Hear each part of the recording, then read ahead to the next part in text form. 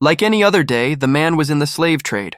A couple approached him, which was quite usual. He thought they were newlyweds who wanted to buy a slave for household chores, but they suddenly said they wanted to sell their baby. The slave trader refused. It seemed impossible to him that real parents would sell their newborn into slavery, and he doubted that these people were really the child's parents. But then one of the customers nearby expressed his desire to buy this infant. This man was a nobleman who traveled the world buying up slaves for his arena. The couple handed the baby over to the nobleman without hesitation and left. Then the nobleman himself prepared to leave. The slave trader thought the parents were crazy, but the nobleman was even crazier. He was going to use the newborn in the arena. A nobleman's story. A nobleman was obsessed with finding the strongest slave in the world. The stronger the slaves, the more spectacular the fights in the arena, and the more money he made. Most slaves, however, were weak. The nobleman thought that war captives or criminals were better, but it still wasn't enough. One day he met a man who by the look of him was no less than a general from some empire. One look at this man made the nobleman feel goosebumps and a sense of dread, just the kind of warrior the nobleman needed.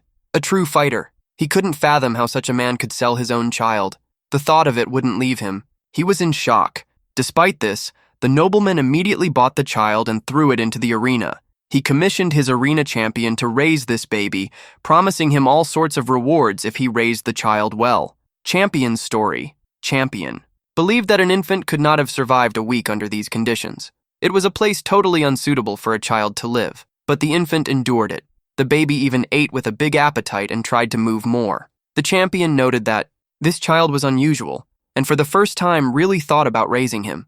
If one thing was explained to a toddler, he internalized two new pieces of knowledge at once.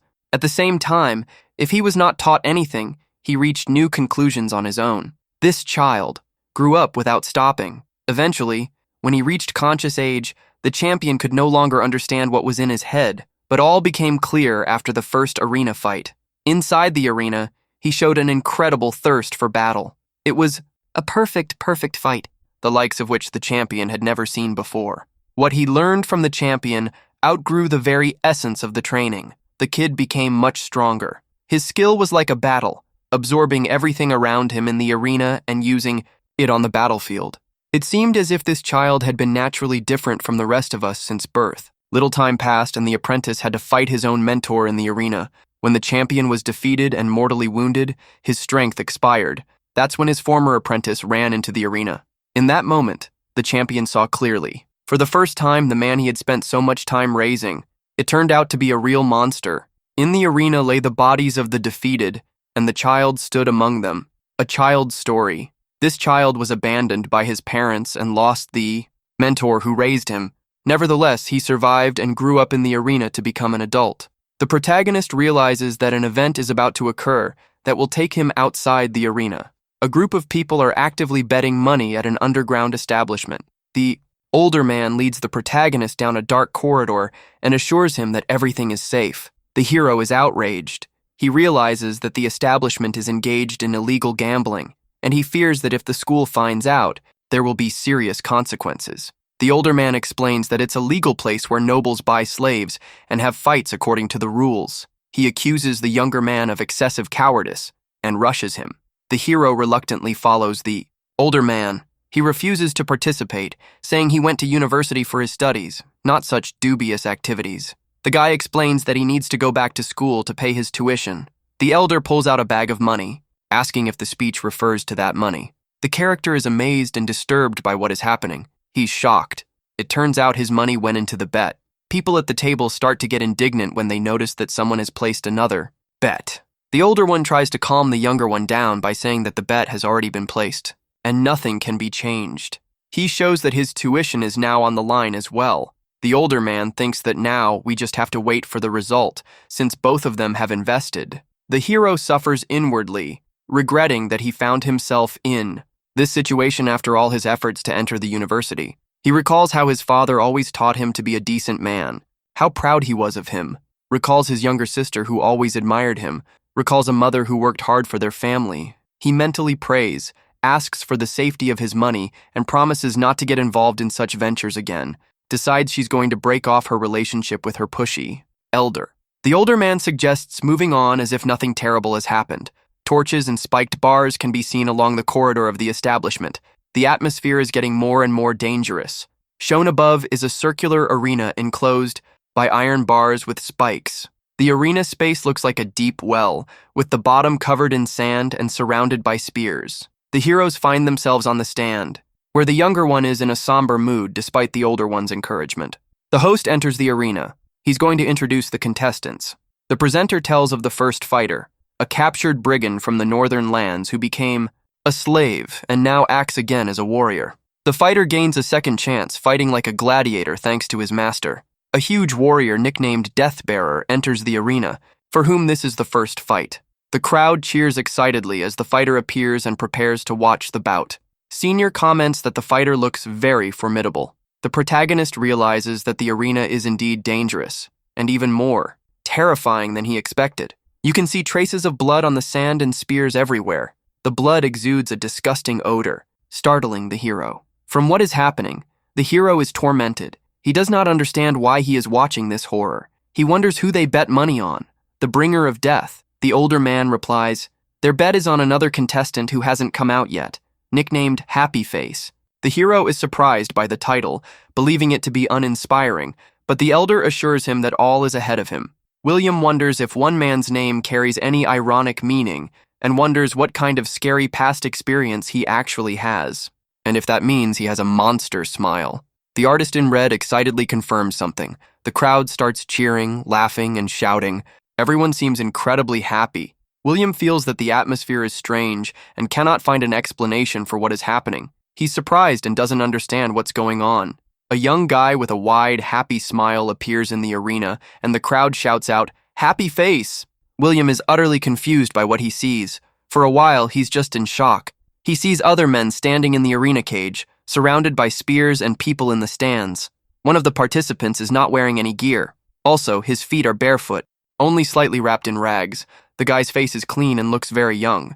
But what's most surprising is his carefree, bright smile, totally inappropriate for the place. William protests, believing the situation to be unfair. After all, it's obvious that the guy can't fight. He notices that the guy looks sickly, with unfocused eyes, and resents his lack of gear. The other prisoners only react with awkward silence. William is perplexed as to why everyone around him is so happy. After all, the situation is absurd. The character with the tattoo wonders if this is all a joke or a special test. However, that same person decides that none of this matters to them. He's going to kill everyone and escape anyway. One of the fighters is waving a heavy weapon. He throws a punch in the direction of a young guy with a happy face. There's an explosion or a massive thud. Some fighters go flying across the arena, and William clutches at his head. William is shocked and frightened. He hides with his hands. It seems to be all over for the guy with the happy face. He's lying on the ground with bloody spikes nearby. But the young lad is starting to get up despite the blows he's received. William is terrified and begs him not to get up, for it will surely lead to death. He panics and tells him to run. William is outraged that the guy doesn't even have a gun and thinks his death is senseless. He's begging for it all to stop. William breaks down and admits that he doesn't want to look at it anymore. A flashback follows. Little William has someone explaining to him how orphans live. A child can be seen from a cage in the floor. It's a depressing scene with the feet of those who are free upstairs. The child asks his father, "To be fairer, after all, everyone should have a chance." An adult explains that slaves by birth are deprived of choice. Their lives are predetermined. He advises us not to look down at the filthy cages, but to gaze up at the beautiful kingdom. The man says that this path is their destiny. William comes back to reality, his face expressing weariness and thoughtfulness. Above the arena, a child with black eyes can be seen watching, and below, the scene once again resembles a coliseum. One of his neighbors tries to cheer William up, asking if he's really that worried about money. Two contestants fight in an arena surrounded by sharp spears. One of them is wounded. A strong fighter leans into his opponent and advises him not to blame the other too much. With a powerful punch, he delivers another blow to his opponent, a bloody imprint left on his clothes. A sadistic smirk appears on the fighter's face. One of the spectators behind the bar shouts, "No!" as he watches the action. In a split second, William meets his gaze with a smiling Happy. Even in mortal combat, Happy continues to smile madly. William looks around the arena in confusion. Happy maneuvers unexpectedly, making his opponent wary. In The next second, Happy lands an overhead leg kick, knocking his opponent out. The rough opponent is dumbfounded and doesn't realize what's going on. William is shocked by what he sees. Happy looks confidently at William. The spectators watch in amazement at what is happening in the arena. A distinctive thumping sound is heard, followed by silence. After the hit, William feels the excitement and adrenaline rush. Then the approving shouts of the crowd are heard. Happy throws himself back into the fray with a jubilant smile. The fight repeats, with Happy once again delivering another powerful blow to another opponent. William watches the scene without taking his eyes off the bars. The fight becomes even more fierce, the blows coming down one after another. William is stunned and can't believe what he sees. He whispers the word, dominance. Happy completely dominating the arena, defeating his opponents at an intimidating rate. Another opponent defeated, Happy, stands over him. In the arena, Happy is declared victorious. He raises his fists in joy. The crowd enthusiastically chants Happy's name, and William is confused, trying to understand what is happening. A man approaches William, congratulating him, handing him his winnings, and he asks about the money. In parallel, they show another boy who regrets the money because the tuition has been taken away. William only gets 1 copper coin placed in his hands. He is dumbfounded. His winnings amount to only 1 copper coin. William's attention to a sheet of information about himself. William learns that Happy's fights are like a show where the winner is guaranteed and the payoff is minimal. Participants' money is then simply returned.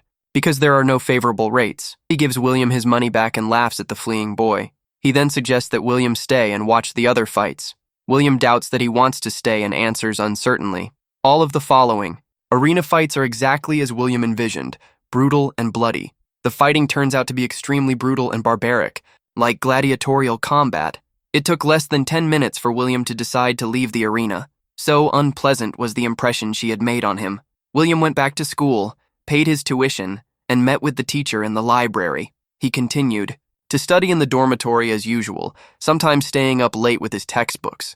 His accomplishments included various academic honors, prizes, and many textbooks on his shelves. One night, his quill suddenly broke while writing. He continued to write despite the instrument breaking down. A coin fell on the table next to his notes. When he finished class, he set aside the book that had a label with his name on it. He blew out the candle and got ready for bed. At night, lying in bed, he stared out the window for a long time, thinking about something. He began to see frightening scenes outside the window. Red lights and ominous shadows. William was frightened as he lay under the blanket looking at this vision. His eyes reflected ghostly images. Everything was getting scarier. Horrified at what he saw, he suddenly jumped up in the morning. Waking up, in a cold sweat, he breathed heavily, not believing it was already morning. Morning had indeed come. A rooster crowed outside the window. Outside, his classmates were discussing plans to go to the pub after school. But when they saw William, their moods changed dramatically. One of them became frightened. The frightened boy noticed William's strange look and wondered what had happened to his eyes. William's face reflected tiredness and indifference, as if he wasn't here. Meanwhile, somewhere else, a rooster crowed in a cage, hinting at a change of scene. In a darkened room, a man with a bandaged head suddenly wakes up in fear. He is informed that he slept a long time after passing out in the arena and is advised to prepare for his next fight. He notices another guy practicing and starts following him. His cellmate tells us that this guy always holds back in the arena so he doesn't kill his opponents, which pleases the owner and the audience. The victim does not agree, believing that he simply lost his guard, and if he had been seriously beaten, everything would have been different. The neighbor cheerfully remarks that if he had fought for real, the man would be dead by now. The wounded guy doesn't understand and is surprised by this statement. It is pointed out to him that otherwise he would already be in the general pile of corpses being cleaned up by the slaves. The wrestler is annoyed, but his interlocutor tries to calm him down by saying he's just telling the truth. They are interrupted by a prisoner, urging them to leave arguments until the arena. The others express agreement in an attempt to avoid cage conflicts. The wrestler casts a surprised glance at his friend, and the latter answers him with a good-natured smile. In the corner of the cell, some prisoners lurked in silence, watching fearfully. Wrestler's brain doesn't settle on the fact that the forced leader here is considered a puny guy. He ponders whether he deservedly fears him after his recent victory. As the match was clearly won by fluke, he realizes that the others in the cell are not a threat and thinks they are weaklings. Gradually, he comes to believe that this place is his new world that he could subjugate. He decides to destroy the current. leader and become the one in charge. As he approaches the boy, he tries to provoke him by drawing attention to himself. Curious about the boy's past, he asks how he ended up here, whether because of the slave trade, war, debt, pirates, or other reasons. One boy says that his father sold him to this place right after he was born and that he grew up in the arena. He explains that the locals raised him and taught him how to fight. The man wonders what the locals have taught him, for then they should be stronger, but are afraid of him. The boy admits he misspoke. He clarifies, everyone who used to be here is long dead. The man is stunned by this confession. The boy adds that there is no one to teach him or fight seriously now, with only newcomers around. He slowly clenched his fist, preparing for action. The boy points out that the new ones are like this man. He says that he evaluates new fighters, gets injured on purpose and pretends to lose so that the audience and opponent are satisfied with the spectacle. The man is surprised and realizes that in the last battle, the boy was faking it. Scenes of past duels come to mind, where the boy was walking away from sharp spears. The boy dodges the danger again, with a smirk on his face. The man is dumbfounded that he was being played with. The boy puts his hand on the stunned fighter's shoulder. He says there's no point in fighting between battles, since everyone here is going to die in battle. Anyway, the man from Surprise can't immediately speak. The boy happily attacks, showing his fighting spirit. He continues to attack without fear, using his full arsenal. The other two fighters discuss that all rookies are similar at first. Someone shows a pass to the arena labeled Iron Face, Silver Rank. Another young man ponders whether Iron Face is a nickname. Another young man approaches him and asks him to go in his place, handing over his pass. The guy hands over the betting money too, demands to bet exactly as instructed. The first guy reasons that he looks like he's a regular player because he wants to see Happy fight one more time. People line up outside the arena, holding passes. At this time, the action shifts to the gravedigger's house. The old man calls his assistant Sagar to go get the bodies from the arena.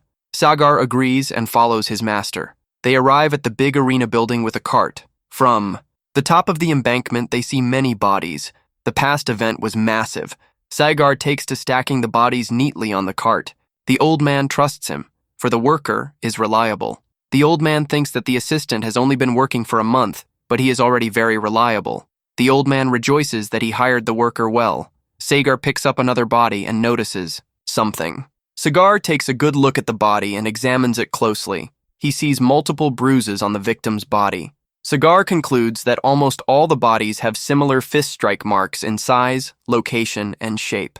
He realizes that these wounds appeared days ago, not in the last battle. An elderly man calls Sagar to him while in the pit and looks around fearfully, a donkey grazing nearby. Sagar walks up and asks the old man about the reason why he was called. Both look at the corpse they found, which looks like a member of the royal family who disappeared recently. The old man explains that at first he didn't recognize the body because of the lack of hair, but he realized from the birthmarks and teeth that it was him. They are outraged that a family member who disappeared a month ago is found dead in the arena. Sagar decides to immediately inform the master and the church officials. The old man grabs Sagar by his clothes and asks him to wait. The old man warns that this could put them in danger. He reminds them of the king's fiery temper, which may incriminate them. The old man suggests burying the body quietly to avoid trouble. Sagar calls the old man a master. He says that criminals must be punished and is willing to risk his life for justice. Sagar promises to return as he leaves, and the master looks sadly after him. The master regrets the choice he made, believing that he did a poor job of hiring an assistant. Sagar reasons that if the discovery is made public, everyone involved in the arena will be executed. Someone holds an arena pass and promises himself to go there one last time. The guy with the ticket decides to watch another fight, especially one involving a fighter nicknamed Happy. The bright sun shines in a clear sky. Suddenly, the sun is hidden by dark clouds, heralding a storm. A thunderstorm begins, and the girl of the house watches apprehensively through the window. She is surprised by the sudden change in weather and decides to get the laundry in right away. The girl goes out into the yard to get her laundry, and something taunts her. She discovers armed knights in the street and wonders what is going on. The girl is surprised by the presence of royal knights in their village, watching an entire army. Warriors approach the building, preparing for a siege amidst rain and thunderstorms. One of the knights thrusts his weapon sharply into the ground, drawing attention. The head knight informs his men that a murderer from the royal family is hiding inside. He orders that no one is to be released, and that if they resist, they are to be beheaded on the spot. The warriors confirm the order with a loud shout of agreement. Meanwhile, the fight continues in the arena with the crowd watching. The viewers are unhappy with the course of the bout, hoping for a spectacle, and discuss that the other matches are boring without happy. The host announces that the main event of the day will now begin. The presenter gets the audience's attention by clenching his fist. He asks if the audience remembers the maniac who held the village in fear a month ago. The public is whispering that this is the serial killer. The host tells us that the guards couldn't catch that criminal, dubbed the Night Demon, and everyone wonders why he hasn't been executed. The announcer announces that this man is in the arena and will fight tonight. A fighter nicknamed Happy Face is the first to come out, and it pleases the audience. The guy doesn't believe that the arena is really home to a famous killer. The announcer announces that the Night Demon is about to appear, and the man who came out to fight laughs and thinks the arena is ridiculous entertainment. One character is happy to be given food and shelter if he continues to kill people, thinking what is happening is paradise. He asks with a smile if he's ready to move on. Someone notices him moving away, turning around in surprise at the noise. The large warrior in armor wonders how such scum ended up here, for he belongs on the gallows. The criminal looks at the warrior in surprise, not understanding what is happening. The warrior ponders that if a man named Lucastian can get people out of prison, then he must have ties to the kingdom. The criminal looks apprehensively at the approaching night. His eyes widen with surprise, as if he suddenly realized something important. He notices that the door has opened. The perpetrator realizes that he has even been handed a gun. He comes to the conclusion that he is effectively being pushed to freedom. He lunges at the warrior with his weapon, full of rage. The warrior reflects the attack and pins the opponent to the ground. At this time, someone in the arena is waiting for a new member to show up and is perplexed by the delay. The audience expresses disbelief, believing that such a dangerous killer could not be here. One of them notices something strange and asks the others to look over there. They see a royal knight enter the arena and are perplexed. There is no way he is an ordinary participant. The knight addresses everyone loudly. He demands that everyone kneel immediately. The knight announces the beginning of the arrest of everyone present as suspects in the murder of a member of the royal family. People become indignant, deny guilt, and try to force their way through the guards. One of the men dies in a panic after being struck by a spear. The soldiers announce that the king has ordered that anyone who resists be killed and demand that everyone kneel. A young boy falls to his knees in fear, blood and scattered coins beside him. The knight addresses him, asking why he is disobeying the order. At this time, another young man approaches the knight with a smile. The knight sternly asks him if he finds the situation amusing. The boy looks at the knight without answering, clearly thinking. Suddenly, he rushes to attack the knight. The knight watches him, thinking about how everyone around him is just giving out orders. The guy clutches a stick in his hands, preparing to attack. He lunges forward sharply, his whole figure tense for the blow. He attacks the knight with a huge sword, and the warrior is surprised to see it. Knight is perplexed as to why his opponent has stopped before even finishing his swing. The guy abruptly changes direction and dodges the knight's blow. After dodging, he attacks the knight from below, aiming to knock him down. A look of extreme surprise and confusion appears on the knight's face. The guy almost grabs the knight by the throat and he starts to defend himself. Everyone around him, including the soldiers, is shocked at what is happening. The guy continues to attack, spinning around the knight and forcing him to react to unexpected moves, and the knight curses in anger. Two hands grasp the weapon's shaft, tension rising. The warrior in armor swings his weapon with fury. He notices that his opponent is standing as if he had anticipated the attack in advance. The enemy was too close for a weapon strike.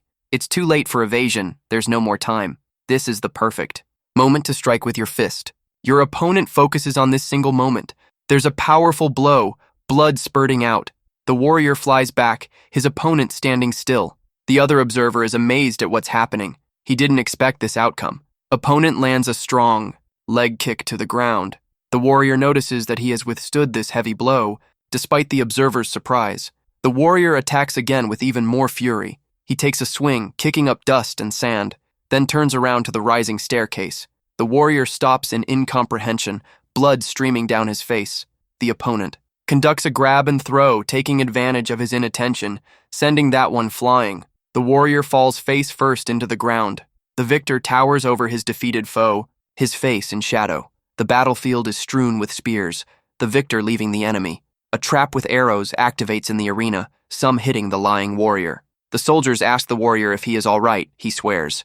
The warrior is shocked by what's happening and doesn't understand what's going on. He asks himself in fear who his opponent was. His defeated opponent lies grinning grimly, struck by an arrow. The warrior notices another chained man lying in the distance. The warrior feels he is being bullied. He ponders if the enemy really wants to die, enjoying the humiliation to the end.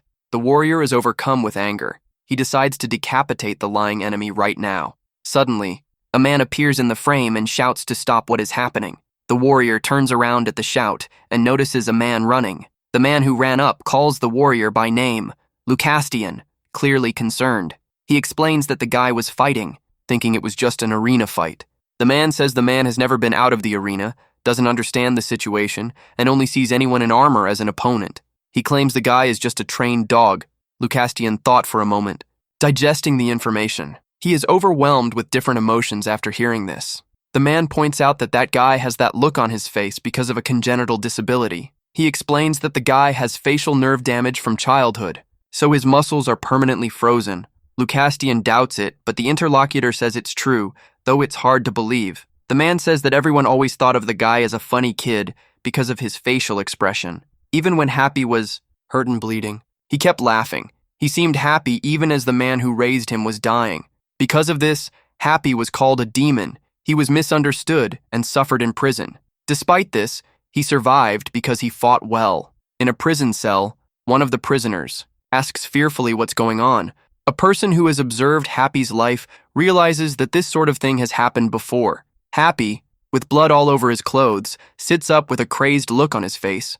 In fact, Happy just doesn't know how to express his feelings. He's always scared, sad, and desperate. However, the people around him don't believe it. Despite the explanations, another character points out that Happy seems happy, even in pain. Happy's appearance mesmerized people, and they became more and more fascinated and returned to him again and again. The watcher admits that he too succumbed to the feeling, and that's why he came for Happy. This man considers his help to Happy as payback for the joy he has given him over a lifetime. Happy is lying on the ground, only his gaze visible from behind the weapon in the foreground. The warrior in armor says that all this fuss is pointless because everyone here is going to die anyway. The fight begins. One of the characters lunges at the other with an axe. Lucastian later admits his crimes and is hanged the next day along with the rest of the arena organizers. The shibboleths are placed right under the king's balcony so that he can see them when he wakes up. This calms the king's anger a bit. At this time, while imprisoned, others are waiting for the day of execution and are afraid they will die here. One of the prisoners tells the other what he heard. All those involved have already been killed. Now it's their turn. He wonders how things got to this point, what they want to execute him for, and why. Out of fear, he begs for mercy and asks for forgiveness. Happy appears in the cell and inquires about the state of the interlocutor. The second prisoner calls Happy by name with surprise recognizing him. He asks in a panic when he ended up here. Happy replies that he's been locked up with him since yesterday. He explains that he was just watching the other talking to himself. The one is surprised and asks if he was really that out of it. The moment when Happy covered his head with his hands from the arrows comes to mind. The character asks if Happy was hit by arrows, to which he replies that he did get hit a little. Happy tells us that he simply pretended to be pierced with arrows so he could lie down and not move. He claims he's fine. The second character is amazed and finds his behavior unbelievable. The reason for his strange emotions is revealed.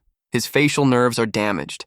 His muscles are frozen, and he can't express feelings. He is unable to show fear or despair, though he experiences it constantly. Happy notices that despite the rumors, the other is also scared. His interlocutor admits that he is afraid, for they are to die. At this point, he falls silent, hesitating. He realizes to himself that Happy's demeanor and expression don't match, but it involuntarily makes him smile. The main character stands with a surprised and slightly confused expression on his face. He is clearly going through something important. He looks tense and runs his hand over his face, contemplating what's going on. One inmate reflects that although they expect to die, his cellmate helps him not feel the strain. An announcement is made in the prison corridor that those with families are ordered to call them to prove their innocence, which resonates with the inmates. It is reported that if proven innocent, the prisoner will be released.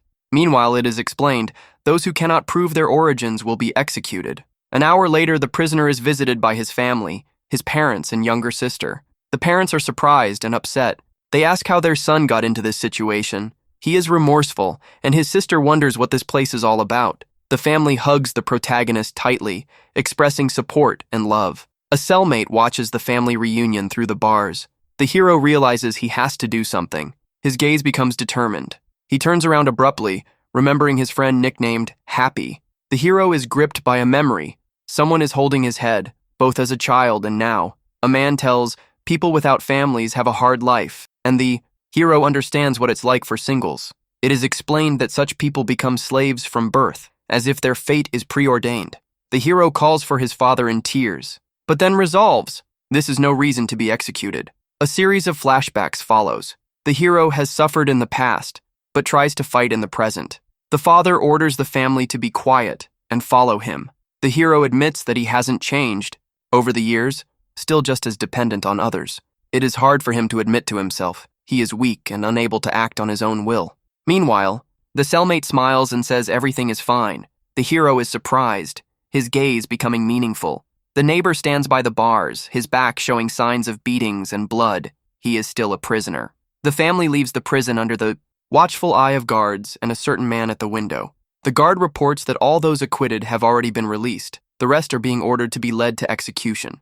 One of the officials adds that there is a special case, which raises questions for the interlocutor. It is explained that many years ago, one of the participants was registered as a member of the church thanks to a large donation. According to the law of the church, this man was not to be executed, but to be a slave for life. The king agreed. When asked about the identity of the special prisoner, it is reported that he has no name, only a nickname among the participants. It's revealed to be an inmate nicknamed Happy Face. After getting an explanation, the official realizes what it was all for, remembering the man who made the donation for Happy. He ponders what this happy face represented if someone was so eager to save him. Week passes and the narrative shifts to the slave market. Happy is in a slave cage, his condition making the caretaker suspicious. The overseers are discussing among themselves whether the newly arrived slave is not insane for laughing all the time. They think that no one will buy such a slave. One of them suggests that Happy be left to starve to death, since even the church has given up on him, having sold him quite cheaply. At this point, someone indicates that they want to buy one of the child slaves. The staff is dumbfounded, for there are no children among the slaves, according to them, but the buyer insists, pointing to Happy. He's the one he thinks is the baby that's sad in the cage. Thus, Happy's fate changes again when a willing buyer appears to buy him out of the slave market. The protagonist stares in surprise before him, feeling confused. The elderly woman decisively declares that she will take the boy in with her. Her gaze reflects the image of the crying boy, eliciting her sympathy. Later, the table discusses the news that Grandma has brought a slave into the house. The girl wonders why Grandma did it and clarifies, is it just Grandma and the slave at home now? The man explains that they often have to wait at the clinic and the years take their toll, so it's nice to have someone to help out around the house. The girl is worried because the world is now dangerous and doubts whether to trust the slave, but the man assures that the grandmother took a kind and young boy. The girl decides that she will visit the house tomorrow to see for herself if the man can be trusted. The next day, the protagonist finds himself near a large, cozy house. His grandmother meets him, offers him a bath, and tells him that he hasn't changed his clothes in a long time. While she's doing things, she hears the boy's stomach rumbling with hunger. She asks indignantly if the previous owners really didn't feed him.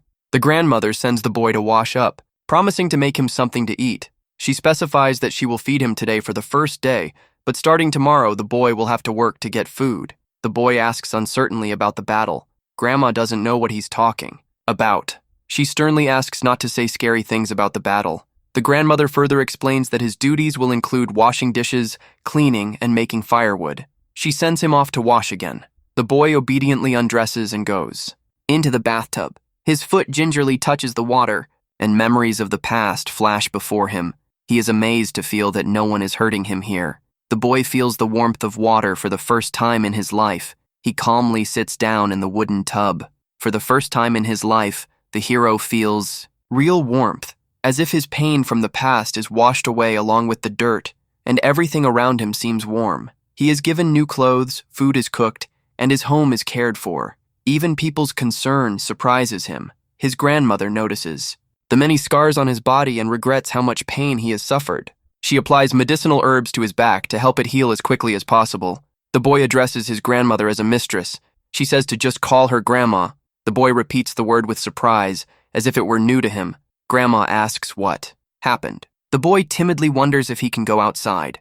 Both fall silent, not immediately finding the words. Once outside, the boy raises his hand to the sky, rejoicing in his freedom. His eyes fill with light, and he looks at his palm. He remembers how he used to look at the light through the bars in confinement. In his memories, his adult captor assured him that there was a vast world beyond these walls. The Dait. Man said that the heavens and earth were boundless, and if the boy gained his freedom, he would realize that he could go anywhere. Now the boy looks at the sunset and smiles, feeling for the first time that his life really can change. The main character slowly walks back home, looking back at the house as if in reflection. The older woman tells him that if he wants to leave, she won't get in the way because she's not strong enough to hold him back. At this point, the boy's eyes are filled with confusion and inner tension. He returns to the house and informs his grandmother that he understood and saw everything. The boy's next steps remind him of when he was a young boy and take him into memories of the past. Memories lead him to the image of the big man, his father, whom he reaches for as his only support. The father looks at the boy with a slight smile and sadness in his eyes. The grandmother also looks with warmth at the boy, understanding his inner turmoil. The boy, cheered up, says he is ready to start work from today and is feeling better. His grandmother smiles happily back at him, pleased with his determination. A man comes home in the evening and greets an elderly woman. He is surprised to see something unexpected. The boy and grandmother greet the man in a friendly manner, and the boy wishes him a good return. The man, puzzled, checks with the woman to see if she was supposed to bring a baby into the house. In response, the grandmother insists that the boy is a child and doesn't understand what the big deal is. The man hesitantly agrees, mentally assuming there will be a big commotion tomorrow when Vinny arrives. He suggests that everyone live amicably, and the boy agrees that everything will be okay from this day forward. The boy looks at his new family with a smile, feeling the warmth of what is happening. Their happy interaction can be seen even through the window from the street. Now the house has a cozy atmosphere. This particular day was the warmest and happiest day of the boy's life, but at the same time in the night, another event happens. Someone outside breaks the window with a rock. That same evening, while others are rejoicing, a certain William faces the coldest night of his life. Within a week of the arena incident, the whole school learned the story, and William was made an outcast and delinquent in the dormitory. Despite his attempts to assure everyone that he is not to blame, he is suspected of rejoicing over the death of a member of the royal family. As a result, William had all of his school awards taken away, and even his church scholarship was revoked. By his expulsion hearing, everyone had turned their backs on him. He turns around regretfully, feeling the loneliness among the people. Through the window, he hears his father pleading with William to give him another chance, blaming only himself for what happened. Hearing his father's words, William runs out of the hall, unable to contain his emotions. He knocks on his older friend's door, begging to come out and explain, because the past belongs to that one, not him, and it's not his fault in any way. William, holding a pass, shouts that he has never even seen a member of the royal family and that he did not commit the accused act. He notices that there is someone outside the door and looks at the figure with pleading and hope. His interlocutor coldly replies that William is wrong to think they are close just because of one meeting and tells him to get out.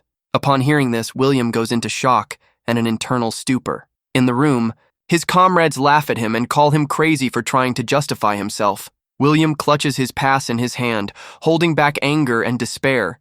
Unable to stand it, he throws himself at his abuser with fury. However, he is stopped by the others, and there is a loud sound of restraint. The people in the room accuse William of trying to attack someone again, believing him to be a completely broken and dangerous man. Everyone suspects him of insanity, not accepting any of his attempts to explain himself, and he is left all alone. The young man reports with a smirk that the other's expulsion has been confirmed. In response, the guy in blue clothes being held by the two spits in his offender's face, seeing his mockery. Those who hold him back yell at him, insulting him and calling him irredeemable garbage, and he himself is held back by force. That same night, William is kicked out of the dormitory, and a final decision on the situation is postponed until the next day. William hesitates to return home and walks off into the deserted mountains, wiping away his tears. He cries and feels lost, apologizing to his parents and not knowing what to do next. In a clearing, A smiling guy with a mushroom in his hand approaches him and asks if he's okay. William is shocked to recognize the man as an acquaintance he thought was dead and cannot believe his eyes. Guy explains that he woke up in the night hungry and went looking for food, offering William a mushroom. A puzzled William doesn't understand what's going on, and his acquaintance holds out a mushroom in a friendly manner. William notices that the mushroom is poisonous, and his companion immediately realizes his mistake, saying he almost died. Their dialogue from behind the bushes is overheard with a chuckle by two strangers. One of the onlookers asks if his companion is sure, and the other confirms that he saw William leaving the university for the nobles. He then argues that William must surely come from a noble family. They discuss the fellow sitting next to William, wondering if he's from the nobility and deciding that he's just a village fool that the nobles often keep to themselves. The leader of the gang says it's been a long time since they've been able to get a lot of gold, and now they're going to attack. I just hope our happy blows these thugs away. By the way, the author of this manhwa is also the author of the popular Dark Mortal manhwa, which means it's going to be epic. If you want part 2, write in the comments the secret word, arena. That way I'll know you've seen it to the end. Don't forget to subscribe to the channel and put a like. See you later and bye-bye.